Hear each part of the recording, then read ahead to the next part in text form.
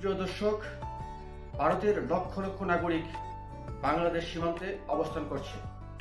তাদেরকে ভারতের police, BGB এবং সেনাবাহিনী সহ তাদেরকে ঠেকানোর চেষ্টা করছে।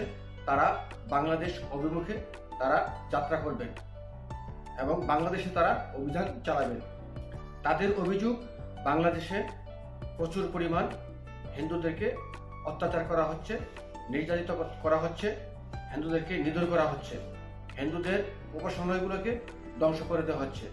এই সমস্ত অভিযোগে তারা বাংলাদেশে অভিযান চালাতে চায়।